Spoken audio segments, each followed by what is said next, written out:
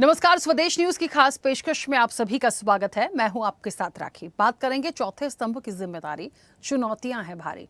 Press day अभिव्यक्ति की स्वतंत्रता का अधिकार, प्रेस की स्वतंत्रता का मूल आधार है। वर्ष 1966 में आज ही के दिन भारतीय प्रेस परिषद की स्थापना हुई थी। लोकतंत्र को मजबूत करने, समाज को नई दिशा देने और प्रगति को गति देने में पत्रकारिता जगत की महत्वपूर्ण भूमिका है। भारतीय लोकतंत्र का चौथा स्तंभ मीडिया लोगों के विचारों को प्रभावित करने या परिवर्तित करने में अहम भूमिका निभाता है और इसकी भूमिका के अंतर्गत न केवल राष्ट्र के समक्ष मौजूद समस्याओं का समाधान खोजना शामिल है, बल्कि लोगों को शिक्षित और सूचित भी करना है, जिससे लोगों में समालोचनात्मक जागरूकता को बढ़ावा दिया जा सके। लेकिन विगत समय में ऐसे कई उदाहरण देखने को मिले हैं जो ये बताते हैं कि उनका झुकाव सत्य की खोज की बजाय वाणिज्यिक हितों की ओर अधिक है। पत्रकार लोकतंत्र के एक महत्वपूर्ण स्तंभ हैं। उनकी सुरक्षा और स्वतंत्रता को सुनिश्चित करने की जिम्मेदारी सरकारों, मीडिया मालिकों और समाज की होती है। ऐसे में पत्रकार एक ऐसा प्रहरी है जिसकी जिम्मेदारी न केवल सूचना देना है, बल्कि सत्ता से जवाब भी मांगना है। मध्य प्रदेश के मुख्यमंत्री डॉक्टर मोहन यादव ने भारतीय प्रेस दिवस की शुभकामनाएं दी हैं। दरअसल भारतीय प्रेस परिषद की स्थापना के उपलक्ष्य में इस दिन को राष्ट्रीय प्रेस दिवस के रूप में मनाया जाता है। यह दिवस स्वतंत्र, निष्पक्ष और जिम्मेदार पत्रकारिता की उस समृद्ध परंपरा का प्रतीक है जिसने हमारे लोकतंत्र को निरंतर सशक्त किया है। तो ये बात बिल्कुल सच है। देखिए, चौथे स्तंभ की चुनौतियां क्या हो सकती हैं? सेंसरशिप और धमकियां। पत्रकार अक्सर संवेदनशील मुद्दों पर रिपोर्टिंग करने के दौरान धमकियों और हिंसा और सेंसरशिप का सामना भी करते हैं। तो एक कहते हैं ना कि स्वतंत्रता का मूल आधार बिल्कुल हो सकता है अभिव्यक्ति की स्वतंत्रता का अधिकार, लेकिन एक बात को समझना पड़ेगा कि चुनौतियां भारी हैं। जिम्मेदारी जितनी ज्यादा अहम है और उतनी ही ज्यादा चुनौतियां हो जाती हैं। तो पत्रकारिता की यदि हम आज कल और उसके पहले से चीज़ों को समझने की कोशिश करें तो बहुत सारे अहम बिंदु हैं जिस पर आज, क्योंकि प्रेस डे है, उस पर हम विस्तार से बात करेंगे। हमारे साथ तमाम मेहमान जुड़ेंगे। सबसे पहले मैं आपका परिचय करा दूं। वरिष्ठ पत्रकार हैं रमेश शर्मा। रमेश जी, बहुत स्वागत चर्चा में जुड़ने के लिए। और अब से कुछ देर में हमारे साथ एक और वरिष्ठ पत्रकार होंगी, के एस शाइनी, अभी हमारे साथ कुछ देर में जुड़ेंगे, उनका भी स्वागत है। चर्चा की शुरुआत मैं रमेश जी आपसे करूंगी, क्योंकि कहते हैं ना कि प्रेस डे है और आपको सबसे पहले तो बहुत सारी शुभकामनाएं। वरिष्ठ पत्रकार हैं, एक लंबा अरसा पत्रकारिता को आपने देखा है और मुझे ऐसा लगता है पिछले समय को, आज के समय को और आने वाले समय को यदि हम समझने की कोशिश करें, इस प्रेस डे को, इस जिम्मेदारियों को, चौथे स्तंभ की जिम्मेदारियों को, कितना चुनौती भरा था, है और आने वाले समय में होगा। देखिए, ये चौथा स्तंभ चुनौतियों से तो हमेशा भरा रहा। ये ठीक है कि उसकी चुनौतियां समय के साथ बदली हैं। पहले पर अलग प्रकार की चुनौतियां थी और अब अलग प्रकार की चुनौतियां हैं। और न केवल ये चुनौतियां बदली हैं, बल्कि इस चौथे स्तंभ में काम करने वाले पत्रकारिता के स्वरूप में भी बहुत परिवर्तन आया है। अगर आप देखेंगे तो सबसे पहले जो पत्रकारिता भारत में, अगर आप देखें तो सबसे पहले जो शुरू हुई थी, उदित मार्तंड से शुरू हुई थी। लगभग 200 वर्ष अब उसको होने को आ रहे हैं। तो तब जो शुरू हुई थी, जितने स्वतंत्रता संग्राम सेनानी थे, उन्होंने लगभग पत्रकारिता लगभग सबने की। वो गांधी जी हो सकते हैं, वो नेहरू जी हो सकते हैं, वो अपना लोकमान्य तिलक हो सकते हैं, मदन मोहन जी मालवीय हो सकते हैं। एक लंबा अरसा ऐसा रहा। वो पत्रकारिता का उद्देश्य सामाजिक जागरण और राष्ट्रीय मूल्यों की स्थापना, ये उसका पत्रकारिता का मूल्य रहा। कुछ अखबार ऐसे भी रहे, जैसे कानपुर से प्रताप निकलता है और उसका हर संपादक गिरफ्तार हुआ है। तो कुल मिलाकर के भगत सिंह ने भी प्रताप अखबार में कुछ दिनों पत्रकारिता की है, क्रांतिकारी। तो लेकिन वो दौर के बाद फिर दूसरा दौर आया। उसमें फिर ऐसे लोग पत्रकारिता में आए जिन्होंने स्वतंत्रता संग्राम को अपनी आंख से देखा था या उनके अधीन रहकर के पत्रकारिता सीखी। इसमें गणेश शंकर विद्यार्थी जी का नाम हो सकता है और तमाम लोगों के नाम हो सकते हैं। फिर एक तीसरा दौर आया पत्रकारिता का, जिसमें जिन्होंने स्वतंत्रता संग्राम से नहीं देखा था, उनका जन्म ही बाद में हुआ। मेरा जन्म भी स्वतंत्रता संग्राम के बाद जन्म हुआ। लेकिन उन्होंने उन लोगों से पत्रकारिता सीखी जो सामाजिक जागृति के अभियान में रहे, और वो फिर सामाजिक जागृति का एक अभियान पत्रकारिता में आया। फिर चौथा दौर आया। चौथे दौर के पत्रकार को ना तो स्वतंत्रता से कोई बहुत ज्यादा लेना देना था, ना सामाजिक आंदोलनों से कोई बहुत लेना देना था। उसने डिग्रियां ली और अपने कैरियर के लिए उसने भर्ती हुआ और फिर अखबारों में चला गया।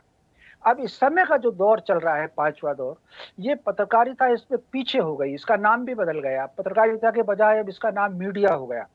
एक समय हुआ करता था, कोई समाचार अगर मिला तो सबसे पहले उसका सत्यापन किया जाता था, उसका समाज में क्या प्रभाव पड़ेगा वो देखा जाता था, फिर समाचार जारी किया जाता था। अब मीडिया में जो स्पर्धा है, उस मीडिया में सूचना महत्व हो गई है। वो सही है कि गलत है, इस पर कोई बहुत ज्यादा नहीं होता। ठीक उसी प्रकार संस्थानों में भी अगर आप देखेंगे, मेरे अपने जीवन में कई अनुभव ऐसे रहे, एक से अधिक अनुभव, कि अगर मैंने कोई खबर छापी है तो अखबार के मालिक ने भी मुझ पर तो कहा कि खंडन छापो, लेकिन सीधा डायरेक्ट जाकर खंडन नहीं किया।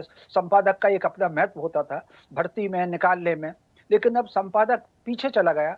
अब सारा का सारा, जैसा आपने भी कहा, अब मैनेजमेंट उसमें हावी है। अब अगर मान लीजिए आपने भी कोई खबर तैयार की होगी और अगर अकाउंट से आ जाए, मार्केटिंग से आ जाए कि इस खबर को जरा सा रोक लो और इसके बजाय ये खबर सुनो, तो आधी चली हुई खबर भी बदल जाती है। तो अब इस समय कहीं ना कहीं जो धन है, जो पैसा है, वो ज्यादा प्रभावी हो गया है। दूसरी, चर्चित बने रहना, वो ज्यादा प्रभावी हो गया है। एक और बात आई है, राजनीति में एक बात देखी गई है, कई बार ये आवश्यक नहीं होता कि किसी पत्रकार का विचार किसी राजनेता से मेल खाए, और उस समय मेल खाए या ना खाए, कहीं ना कहीं राजनेता पत्रकारों का सम्मान करते थे। अब तो ये स्थिति है कि टीवी के डिबेट में भी अगर बाय द वे किसी राजनीतिक दल के प्रवक्ता को बात पसंद नहीं आई तो वो हमला बोल देता है, एंकर पर भी हमला बोलता है, पत्रकार पर भी हमला बोलता है, वो दूसरे की बात सुनते ही नहीं। तो कहीं ना कहीं ये जो गिरावट का जो आई है, मैं समझता हूँ इस पर बहुत ज्यादा विचार की बहुत आवश्यकता है। और ये जो गिरावट है, इससे पत्रकार का तो छोड़ दीजिए, लेकिन इससे कहीं ना कहीं समाज को और देश को भी इसमें बहुत नुकसान होने की आवश्यकता है। इसलिए सारे लोगों को कहीं ना कहीं सबसे पहले तो जो मीडिया के संस्थान हैं, उनको न्यूज में और मार्केटिंग में कहीं ना कहीं समन्वय बनाना पड़ेगा। कोई एक व्यक्ति प्रभावी ना हो। ये ठीक है कि इस समय हम मार्केटिंग को नजरअंदाज नहीं कर सकते, लेकिन कहीं ना कहीं मार्केटिंग सर पर ना हो। इसके अलावा एक और बात राखी मैं कहना चाहूंगा यहाँ पर, कि पत्रकारों को भी, एंकरों को भी, और जो कहीं ना कहीं जो बनाते हैं, जो पैकेज बनाते हैं, न्यूज पैकेज बनाते हैं, उनको थोड़ा सा अध्ययन और अनुसंधान की चीजें उसमें शामिल करना चाहिए। बजाय ये किसी ने कहा, दो लोगों ने कहा, दो की बाइट लगाई और चालू कर दिया, उसके बजाय कहीं ना कहीं थोड़ा सा अध्ययन, अनुसंधान उसमें हो, और इसका भविष्य में किस प्रकार इसका होगा, कुछ ना कुछ आपको समय के साथ नई बात उसमें देना, मैं समझता हूँ ये ट्रेंड आना चाहिए। और ये आएगा, कुछ दिनों बाद आएगा। ये जो भीड़ अभी अंधकार है, ये कम होगा, उसके बाद ये आएगा। जी बिल्कुल ठीक है। के शाइनी जी तो अभी हमारे साथ कनेक्ट नहीं है। मैं रमेश शर्मा जी आप ही के साथ इस चर्चा को आगे बढ़ाऊंगी। एक बात आपने बहुत अच्छी कही कि चीज़ों का प्रॉपर तरीके से अध्ययन होना, पत्रकारिता की तो मुझे लगता है मुख्य कड़ी यही है कि जब तक हमें उस चीज़ के बारे में नॉलेज नहीं है, जब तक हम उस चीज़ का अध्ययन नहीं करेंगे, हम उसके बारे में कोई टिप्पणी नहीं कर सकते। तो ये एक बहुत बड़ा, एक अहम पॉइंट आपने बोला। लेकिन ये बात सच है, कई बार कुछ ऐसा दबाव आते हैं, कोई ऐसी चीज़ें आती हैं, लेकिन मुझे ऐसा लगता है कि किसी भी दबाव में या किसी भी चीज़ में हम गलत को हम सच नहीं कह सकते। चीज़ों को डाइवर्ट किया जा सकता है, समझाया जा सकता है, उन चीज़ों को कैसे रखना है बताया जा सकता है, लेकिन हम गलत को सच कह दें, ये भी ठीक नहीं होगा। बहुत सारी ऐसी चीज़ें आती हैं सामने, पत्रकारिता की भी आती हैं। ये बहुत बड़ी चुनौती जैसा होता है उस संस्थान के लिए, बाकी लोगों के लिए। तो इन सारी चीज़ों को भी देखते हुए आने वाले समय को आप कैसे देखते हैं? क्योंकि ऐसे तो नहीं चलेगा, दिन को रात नहीं कह सकते हम दिन को रात नहीं कह सकते, तो हमें हर चीज़ को समझना है। देखिए, इस समय आप अगर कहेंगे, ये बात सही आपने कहा कि हम दिन को रात नहीं कह सकते, लेकिन कहीं ना कहीं राजनीति अब जिस दिशा में जा रही है, वो मीडिया पर अब ये दबाव बनाने लगी कि आप दिन को रात ही कहें। ये दबाव बनने लगा है। ऐसे उदाहरण भी हैं इस दौर में, अब क्या किसी का नाम लेना, कि चैनलों पर बाय द वे कोई अच्छा रिपोर्टर है तो उसको बदला गया है, एंकरों को बदला गया है, और तो और संपादक को भी बदला गया है। इतने दबाव कहीं ना कहीं आए हैं। तो ये जो चुनौतियां हैं, इसके साथ साथ मैं एक दूसरी बात और कहना चाहूंगा, क्योंकि आपने दो बात चुनौतियों की कही और एक बात अध्ययन की कही। अध्ययन की शीलता पत्रकारिता से भी समाप्त हो गई है और राजनीति से भी समाप्त हो गई है। एक छोटा सा उदाहरण देना चाहता हूँ। एक समय हुआ करता था जब विधानसभा सत्र लगता था, तो लाइब्रेरी में विधायकों की बड़ी भीड़ रहती थी, पार्लियामेंट में सांसदों की भीड़ रहती थी, क्योंकि मैंने पार्लियामेंट की रिपोर्टिंग भी की है। लेकिन अगर अब आप देखेंगे तो अब सालों गुजर जाते हैं कोई विधायक अब लाइब्रेरी में संपर्क नहीं करता है। पत्रकारों को अगर आप देखें तो ऐसे पत्रकार भी हुए हैं कि समय निकाल करके कई बार उनको है तो बिना पढ़े कभी जाते नहीं थे, भले चाहे 2 पन्ने पढ़े, लेकिन कुछ ना कुछ उनको अध्ययन करना था। जो बीट मिलती थी पत्रकारों की, उसका पूरा इतिहास, भूगोल ही नहीं, उसके आगे के आने की ये सारा पढ़ते थे। अब ये पढ़ने का फैशन खत्म हो गया। समय के साथ अब एआई आ रहा है। पत्रकार पत्रकार के ऊपर दोनों प्रकार का संकट है। एक, सबसे पहले तो जब एआई अगर आ रहा है तो मान करके चलिए कि जो टीम बैठती है, जो पैकेज बनाती है, जो अध्ययन करती है, उस टीम में से जरूर छटनी होगी और एआई अब आपको बता देगा कि इसमें क्या होगा और उस पैकेज एआई के आधार पर बन जाएगा। अब तो ये चैनलों पर एंकर एआई आने लगे, तो कुल मिलाकर के जो प्राणवान पत्रकार है उसके तो भविष्य पर एआई से सबसे बड़ा संकट है। और दूसरा, जिस तरीके से राजनीतिक दबाव बना रही है, स्पीड जो जैसी बढ़ी है जीवन की, वो राजनीतिक दबाव में कहीं ना कहीं जो स्वस्थ पत्रकारिता थी, निष्पक्ष पत्रकारिता थी, उस पत्रकारिता पर अब कहने में भी संकोच उनको होगा कि इस सत्य को कहा जाए कि नहीं कहा जाए। तो कुल मिलाकर के इस समय जो समाज का जो सारा का सारा वातावरण है, वो कहीं ना कहीं एक अजीब दिशा में कहीं जा रहा है। भविष्य में आने वाली चुनौतियों पर ना तो समाज विचार कर रहा है, न पत्रकारिता विचार कर रही है, न राजनीति विचार कर रही है। तो पत्रकारिता दिवस पर यदि पत्रकारिता के संस्थान और मीडिया संस्थान जो कहीं ना कहीं एक पैकेज ऐसा बनाए, एक कार्यक्रम ऐसा बनाए, एक मान लीजिए आधा घंटे की डिबेट ही अगर हो, तो कम से कम प्रतिदिन जो 4-6 डिबेट होती हैं, उसमें एक आध डिबेट जरूर ऐसी होनी चाहिए कि भविष्य में किस विषय पर क्या चुनौती आ रही है, फसल पर क्या चुनौती आ रही है, पत्रकारिता पर ही क्या चुनौती है, राजनीति में क्या चुनौती है, बच्चे को क्या चुनौती है, डॉक्टर को क्या चुनौती है, इंजीनियर को क्या चुनौती है, मिलावट को क्या चुनौती है, नकली नोट की, ये कितनी सारी समस्याएं हैं। मैं समझता हूँ मीडिया हाउसेस को एक आध कार्यक्रम कहीं ना कहीं इन समस्याओं पर जरूर रखना चाहिए। इसके अलावा एक और बात राखी जी कहूंगा, कहीं ना कहीं समय के साथ, जैसे मान लीजिए मैं और आप ही हैं, एक समय हुआ करता था छोटे कपड़ों में भी हम लोग घूम लिया करते थे, मम्मी ने कहा होगा कि चलो कपड़े पहनो, फिर समय के साथ थोड़े से कपड़े पहनना शुरू किए, आज अब पूरे कपड़े पहनते हैं, घर में अलग कपड़े पहनेंगे, चैनल पर जाकर में अलग कपड़े पहनते हैं, बाजार में अलग कपड़े पहनेंगे, शादी में अलग कपड़े पहनेंगे। ये है जीवन का बदलाव। तो जीवन के इस बदलाव के कहीं ना कहीं हमारी सोच में और दिनचर्या में भी बदलाव होना चाहिए। तो ये जो हमारे जितने पुराण हैं, जितने ग्रंथ हैं, जितनी कहानियां हैं, जितने लेखक हुए हैं, उन्होंने अगर कोई कहानी लिखी है, जयशंकर प्रसाद ने अगर कुछ लिखा है, प्रेमचंद ने अगर कुछ लिखा हुआ है, तो उस लिखे का आज के संदर्भ में, तुलसीदास ने अगर कुछ लिखा है, कुछ घटना लिखी है, तो उस घटना का आज के संदर्भ में उसका क्या सेंस है, उस पर भी मैं समझता हूँ थोड़ी सी चर्चा होनी चाहिए। कहीं ना कहीं तुलसीदास को लेकर के, वाल्मीकि को लेकर के, जयशंकर प्रसाद हो या प्रेमचंद हो या महादेवी वर्मा हो, जितने ये सब लेखक और साहित्यकार हुए हैं, दयानंद सरस्वती, विवेकानंद, सबके संदेश में बदलते समय के साथ चुनौतियां और उनके समाधान का सब रहस्य ये सब में छुपा हुआ है। तो मैं समझता हूं आने वाले समय के लिए मीडिया को भी ये चाहिए इस तरह का कोई कार्यक्रम अपने यहाँ रखे। ठीक है, बिल्कुल। के.एस. शाइनी जी भी हमारे साथ जुड़ गई हैं। के.एस. शाइनी जी, पत्रकारिता की बात हो रही है क्योंकि चौथे स्तंभ की जिम्मेदारी तो हमेशा से रही है और हमेशा रहेगी, लेकिन हम कहते ना कि कल, आज और कल इन समय के हिसाब से यदि पत्रकारिता को देखें, क्योंकि प्रेस डे है, तो कैसे देखती हैं, कितनी चुनौती भरा आप मानती हैं? और आप अपना आंसर करें उससे पहले आपको भी बहुत सारी शुभकामनाएं आज प्रेस डे पर। धन्यवाद राखी जी, और आपके भी चैनल पे पैनलिस्ट और जितने दर्शक हैं उनको मेरी तरफ से बहुत बहुत शुभकामनाएं। राखी जी, मैं एक बात, ये जो चर्चा हो रही है बहुत महत्वपूर्ण चर्चा है, और हम लोग तो छोटे थे, राकेश जी से हम लोगों ने बहुत कुछ सीखा, हमारे बहुत सीनियर हैं, और हम सौभाग्य मांगते हैं कि हमारे इतने सीनियर से हमें सीखने को मिला पत्रकारिता के बारे में। पर आज के जो पत्रकार आ रहे हैं वो जो है वो पूरे तरीके से एआई और ये जो टेक्नोलॉजी है उस पर निर्भर है। वो जो सीनियर्स हैं उनसे जितना लेना चाहिए, जो गुण है, मॉरल्स है, एथिक्स हैं, इनके बारे में उनको कोई भी इतना जानकारी नहीं रहती है, और ना वो सीख रहे हैं उस चीज़ को, क्योंकि उनका डायरेक्ट जो इंटरेक्शन है वो टेक्नोलॉजी से है। दूसरी जो सबसे बड़ी चुनौती अब आज के तारीख में है वो सोशल मीडिया है। आप देखिए कि हम पहले जो नेता होते थे, पॉलिटिकल रिपोर्टिंग करते थे, तो वो सबसे पहले पत्रकारों से कांटेक्ट करते थे। आज वो पत्रकारों पे ट्रस्ट नहीं करते हैं, वो अपना खुद का जो ट्वीट है वो अपना लिख देते हैं या ब्लॉग लिख देते हैं, और पत्रकार वो पढ़ के जो ट्वीट लिखा है, चलो ये नेता ने ये ट्वीट किया है, उस पर चर्चा होती है, ना कि आपके पास कोई डायरेक्ट कोई इन्फॉर्मेशन आता है। आपको बाईपास करके उन लोग डायरेक्ट ये चीज़ जनता तक लेके जा रहे हैं, तो वो जो ट्वीट करते सीधे जनता तक पहुंचती है और फिर पत्रकार उसको उठा के फिर उस पर चर्चा होती है। तो कहीं ना कहीं पत्रकारिता और जो पत्रकार हैं उनके लिए बहुत चुनौती है कि किस तरह से वो इस माहौल में अपने आप को जीवित रखें। उसका जो एक तरह से उनका जो फ्लेक्सिबिलिटी है या जो एक्सेस है वो बना रहे। अब दूसरी बात यह है कि जितना एआई आ रहा है, अभी रमेश जी ने भी ये कहा कि किस तरह से एआई, अब एंकर भी एआई हो गए हैं, तो अब पत्रकारिता में जो जर्नलिस्ट हैं, जो मतलब ह्यूमन बींग्स हैं, वो हट के रोबोट हो जाएंगे।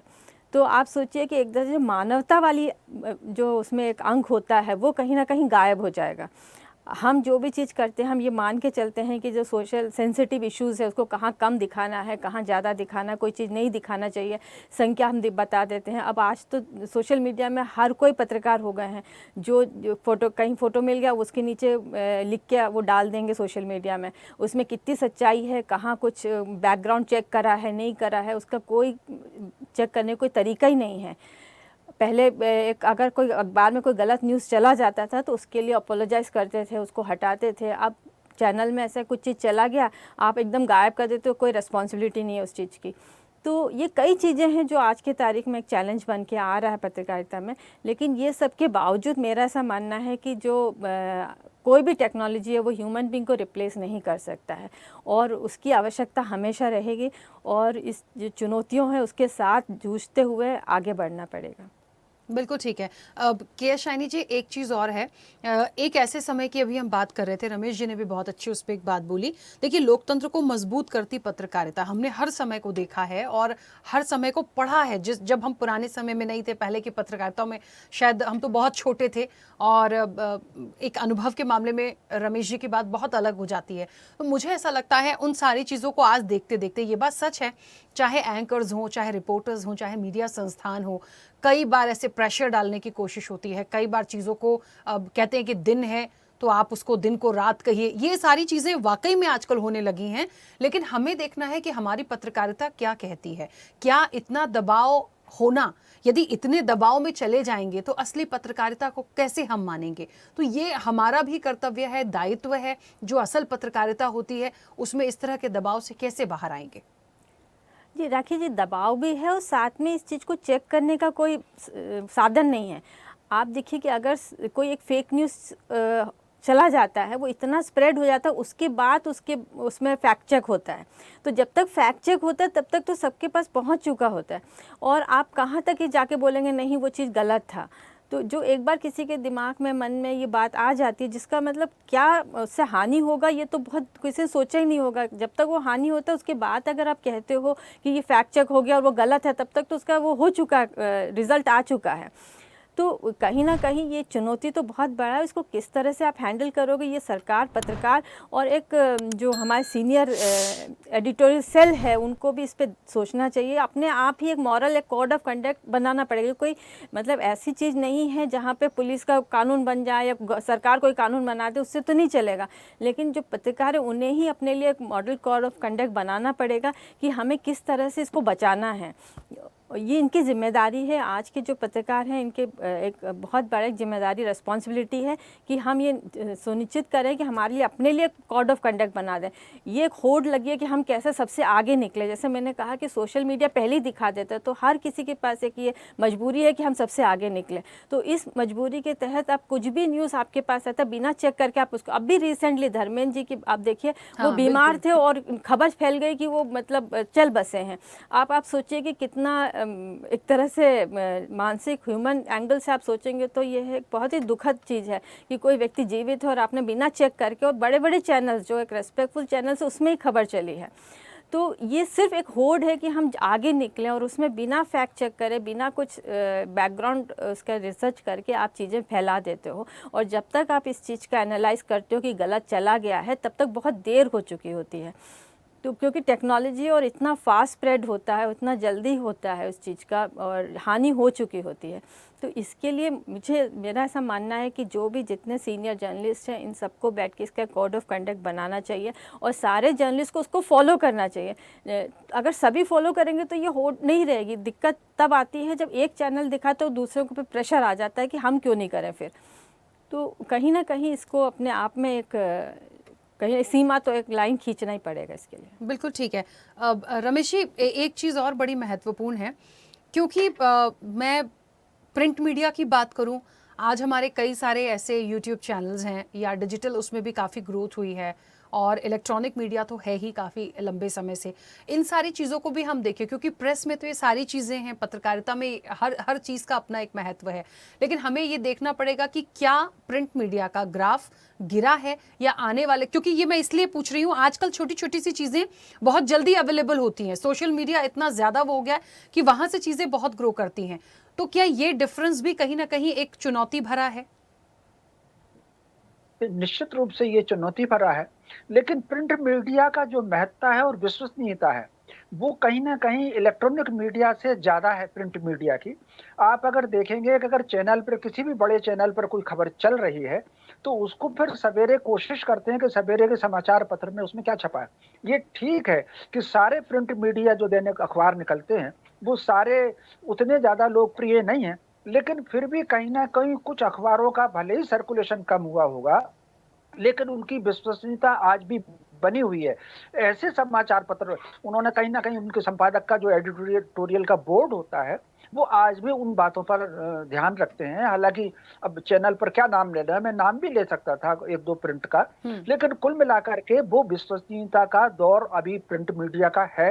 इलेक्ट्रॉनिक मीडिया में अब ये आने लगा है कुछ चीजों को, जैसे कुछ भी हो, आपके चैनल पर कई बार मैंने विषय से हट करके जो सैद्धांतिक विषय है उस पर डिबेट देखी है, उस पर एक आध पैकेज भी देखा है। तो मैं समझता हूँ कहीं ना कहीं अभी आने लगेगा, और आगे आने वाले समय में मान करके चलिए, जिस तरीके से हम 24 घंटे होते हैं, दिन भी होगी, रात भी होगी, शाम भी होगी, और गहरे अंधकार के बाद सुबह होता है, ठीक उसी प्रकार मुझे जो लग रहा है, कुछ चैनलों ने अगर ये संकेत किया है और कुछ समाचार पत्रों ने ये इस बात पर जोर दिया है कि सच्ची खबर कैसे जाए, तो मैं समझता हूँ ये दौर आएगा। और ये जो भीड़ है, भले ये बात सही है कि एआई को अब रोका नहीं जा सकता, एआई तो अब आएगा, एआई आने के बाद भी कहीं ना कहीं उसमें सकारात्मकता का दौर आने की संभावना है। इसमें पत्रकारों को सबसे पहले तो समाचार पत्र की विश्वसनीयता के साथ साथ अपनी विश्वसनीयता पर उनको ध्यान बढ़ाना होगा, और पत्रकारिता कैसे सुरक्षित रह सकती है, क्योंकि एआई का भी दौर है, राजनीति का भी दौर है, समय में जो पैसे का जो प्रबलता आ गई है दैनिक जीवन में, वो समय चला गया कि आदमी कम पैसे लेकर के भी सिद्धांत पर, खबर पर ज्यादा जोर देता था। उसमें कैसे तालमेल बिठाए, जो साइनी जी ने कहा, इसमें कहीं ना कहीं वरिष्ठ पत्रकारों को भी विचार करना होगा, उस संस्थानों के साथ मिलकर के कोई एक रास्ता बनाना होगा, तब मैं समझता हूं पत्रकारिता एक सुरक्षित रहेगी और सम्मानित भी रहेगी। जी बिल्कुल ठीक है। चलिए, क्योंकि समय भी हो गया है, एक चीज़ हमें समझनी पड़ेगी कि ये एक पत्रकारिता की जो बात है, राष्ट्रीय प्रेस डे पर जो ये सारी बातें आज निकल कर आई हैं, बहुत अहम है। आजकल के जो युवा हैं, जो इस क्षेत्र में आगे बढ़ रहे हैं या काम करते हैं, उनके लिए भी मैसेज है कि इसकी गंभीरता को समझा जाए। और वाकई में फेक न्यूज़ को लेके बहुत अच्छी बात की शैनी जी ने भी बोली, ये वो सारी चीज़ें हैं जो कहीं ना कहीं कहते हैं ना कि जो एक प्रभावित कर रही है चीज़, उसको कम करती हैं। तो इन सारी चीज़ों का उन लोगों को ध्यान रखना है जो इस तरह से किसी भी चीज़ को स्प्रेड करते हैं। आप दोनों का बहुत शुक्रिया इस चर्चा में शामिल होने के लिए। तो लोकतंत्र को मजबूत करती पत्रकारिता बिल्कुल होती है, क्योंकि चौथे स्तंभ की जिम्मेदारी है। चुनौतियां पहले भी थी, आज भी हैं और हमेशा रहेंगी। तो चुनौतियां तो हैं, और कहते हैं कि जो सुझाव आते हैं उसे बहुत ही सकारात्मक रूप से लिए जाने की ज़रूरत है। और आने वाले समय में जो पत्रकारिता है, जो लोग नए इससे जुड़ रहे हैं, वो इसकी गंभीरता को समझेंगे, तब शायद हम और इन चीज़ों में अच्छा कुछ देख पाएंगे। चर्चा में इतना ही। बने रहिए स्वदेश न्यूज़ के साथ। सबसे पहले देश। ऐसे ही वीडियोस के लिए लाइक करें, शेयर करें, फॉलो करें।